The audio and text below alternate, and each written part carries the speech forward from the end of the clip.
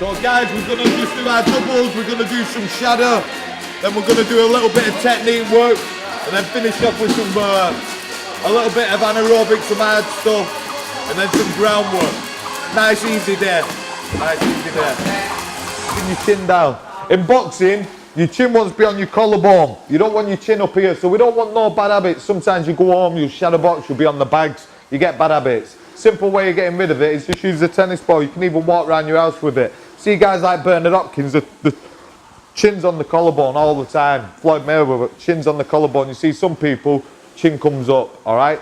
So chin down, we're going to change every 30 seconds. You're going to change the weight with your partner. As you're moving, practice rolling, ducking underneath. I want to see you fainting, fainting, fainting with your eyes, fainting with your feet, fainting with your hands, aggressive feints, flicking feints, yeah? Any type of feint, but with combinations, no single punches. Don't be left hand happy either, we want right hands. All right, get ready lads, time.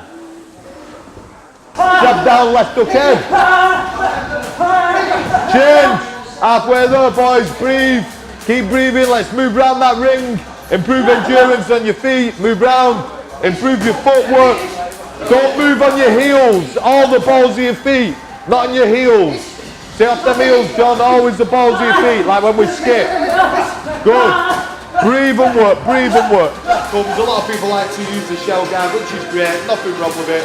If you watch a lot of the old fighters like to use the open palm. Alright, all we're going to do for the first one, throw the jab, catch the jab, reply with the jab. So the first one is catch, counter. That's taking a guy's jab away from him. Get used to being it. Get used to punches coming at you. That's it, learn to relax. It's a bit like gay sex. Once you relax, you'll enjoy it better.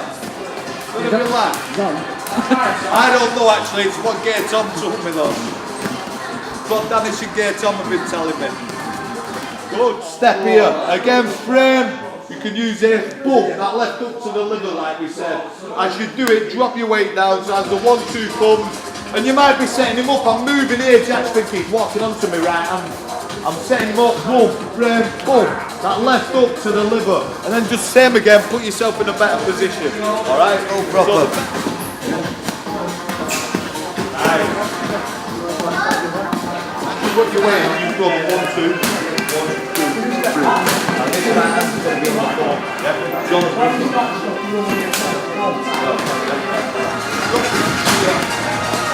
Go, Luke.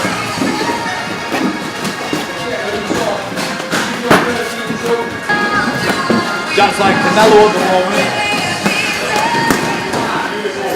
Small ring, touching, good. Good pump. Don't follow it more, John, that's it, good. Breathe. Keep looking behind that jab, Luke, good. Get that chin down, up. Getting cheeky there, innit? Whoa. Look what Pad's brought Lee Hogan. This is why he comes. That looks nice, that mate. What's the problem is everyone's got to stop feeding Lee Hogan. It's like feeding the dog at the barber's. He's getting bigger and bigger. Stop feeding him. There you go. Alright, go on then. Oh! Cheap shot, cheap shot. James! Get it up, boys. Keep working on this.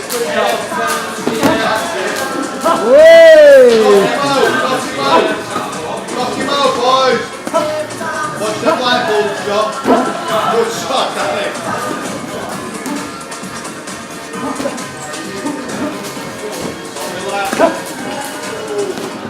Oh, where's his corner? Where's his corner? Oh!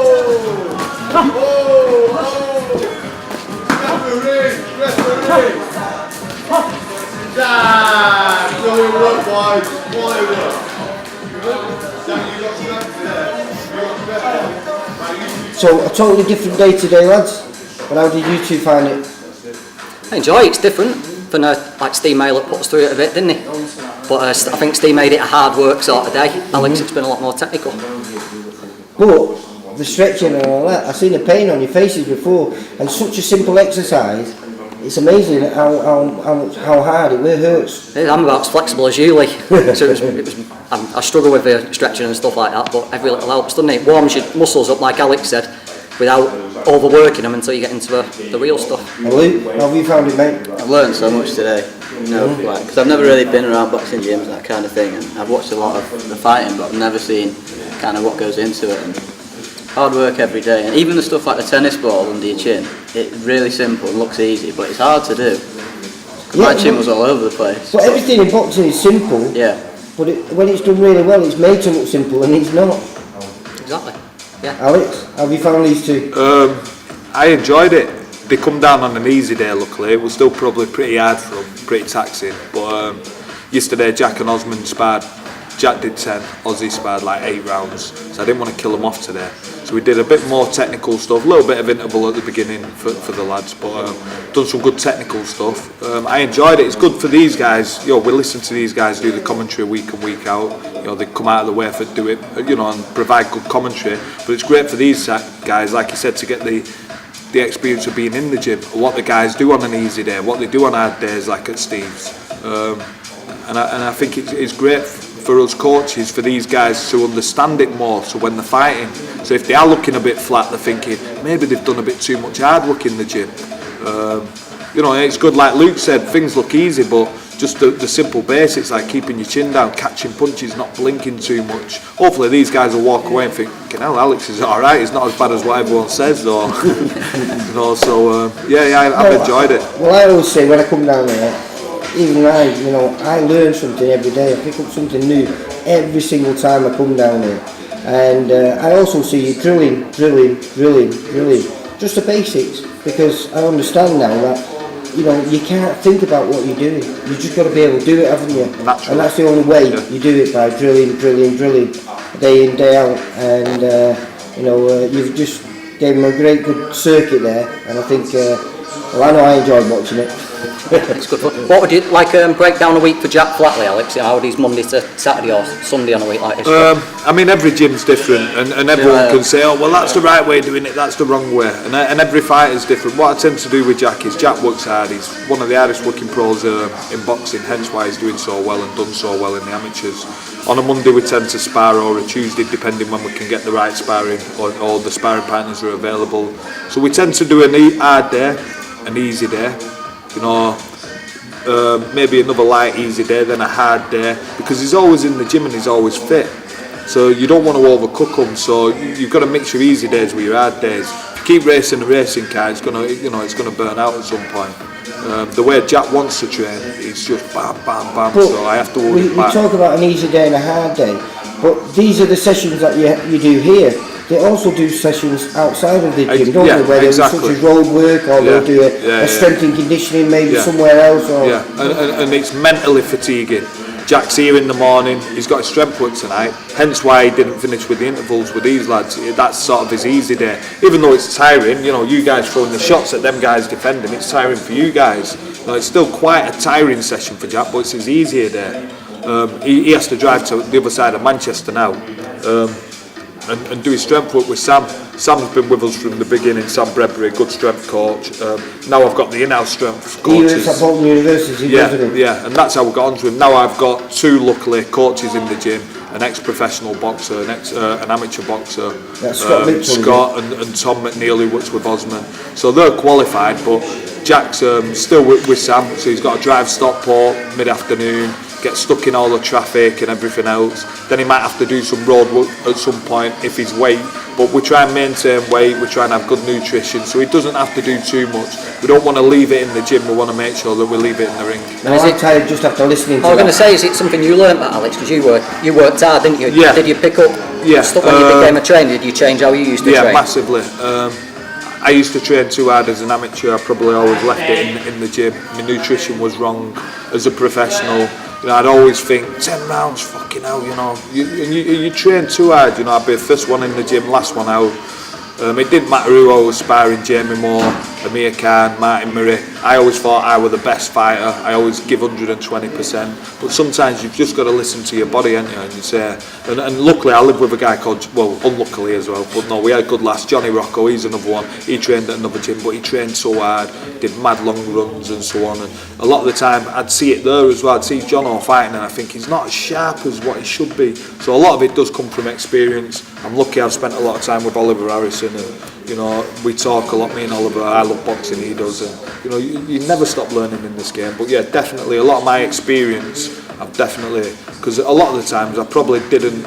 I was never 100%. I was always probably a bit overcooked. It's better to be undercooked than overcooked. Do you think this is why we're in such a good situation now, because of people like yourselves and ex-fighters who things perhaps didn't go quite the way they should have gone for him, and they've learned by their mistakes, and now they're passing that knowledge on to their fighters? Yeah, unfortunately, like for guys like myself, you know, I probably didn't achieve as much as I wanted to, but it's good for these guys to sit down and think, because I was burnt. By the time I'd had 19 pro fights, I was getting burnt out. I used to, you know, train too hard, run too hard, you know, and everything else, and you know, it can be a bit too much. So I try and tell Jack sometimes, slow down. You know, you don't need to do too much, because it can take over your life, and it is a selfish sport, but you still got to enjoy it. You know, and if you're not enjoying it, you know, you're pissing in the wind. You've got to enjoy the sport. So you know, you don't want to do too much. You know, you've got to get that happy medium. But like you say, getting a good coach who knows, who can see it in you. Listen, you're tired today, just go home today. That's what sort of stuff ideally you need. Yeah. I know the busy gym at the minute, it's doing well, isn't it? But Jack was supposed to fight Alex Hughes, but I believe that's been called off now. Give us a rundown on what the lads are doing and what they're all up to. Well, Jack was fighting Alex Hughes, massive fight. Gary Lockett prospect, really well spoken about. We got offered the fight. As soon as we rang Jack, he's took the fight straight away. Jack will fight anyone, anywhere. He'll fight King Kong. And he was up for it. He's got the fire in his belly. Unfortunately, Alex pulled out. They're talking about a good unbeaten opponent who you've seen on Box Nation. Very good come forward fighter, which is going to make for probably even better fight, to be honest. So we're just waiting for confirmation. But Jack's still fighting. He's still in the gym. And I'll come down and catch up with him when that's been announced. We've got Osman Aslam.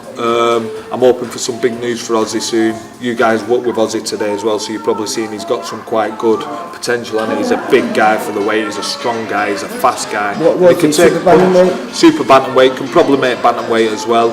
We've not really played about with his weight. We've just been sort of improving his, getting rid of some injuries, improving his flexibility, his mobility, and you know, improving his technique on his punching, and he's really hitting hard. He's got a lot stronger with Tom McNeil doing his strength work as well, and he's punching holes through people. So I'm hoping for some big news for him. Paul Drago's just sort of in and out of the gym, unfortunately. He's not had, you know, luck with much big fights coming and so on, so he's just sort of pottering about. But if he did get a phone call, he would be ready. Yeah. He's always in the gym. And he's a great fighter. Spars all the top guys. And then we've got Mickey Ellison, who fought on the Huey Fury card. Really big puncher, Mickey. Just very raw, but he's improved a lot. He was at Johnny Roy's yesterday sparring, and Johnny was impressed with him. We've got Cassidy improving.